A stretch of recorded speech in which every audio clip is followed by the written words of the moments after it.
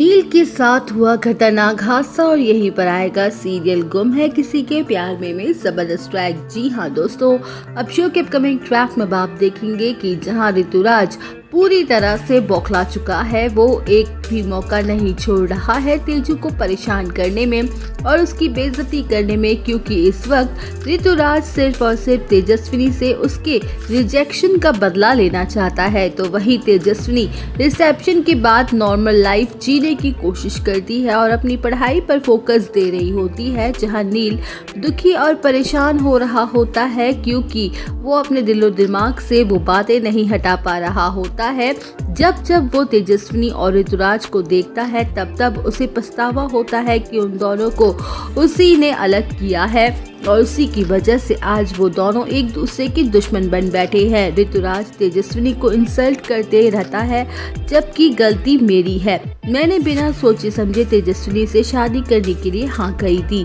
जबकि मेरी ही वजह से ये सब कुछ हुआ है। वेल, शो के अपकमिंग ट्रैक में आप देखेंगे कि जहां नील को अंदर ही गिल्ट सता रहा होता है और उसे कुछ भी समझ नहीं आ रहा होता कि आखिर अब वो सब कुछ ठीक कैसे करे, तो वहीं इसी दौरान नील ड्राइव कर रहा होता है, उसका ध्यान भटक जाता है और स्टीयरिंग पर से उसका कंट्रोल छूट जाता है, जहां नील की कार डिसबैलेंस हो जाती है और वो सीधे खाई में जा गिरती है। तो वही नील हो जाएगा खतरनाक हादसे का शिकार, जहां मंजरी ताई तेजू को कॉल करके बताती है कि नील तुम्हें लेने नहीं आएगा क्योंकि वो हॉस्पिटल में एडमिट है और जिंदगी और मौत की लड़ाई लड़ रहा है। तो वही तेजू के तो होश ही उड़ जाएंगे और उसके सामने नील के साथ बिताए सारे पल याद आने लग जाएंगे कि कैसे नील ने उसका और उसके परिवार का हर कदम पर साथ दिया, यहाँ तक कि उसके सपनों के लिए अपने घर वालों के खिलाफ भी गया था। वेल, शो के अपकमिंग ट्रैक में आप देखेंगे कि जहाँ तेजू भागते हुए हॉस्पिटल पहुंचती है,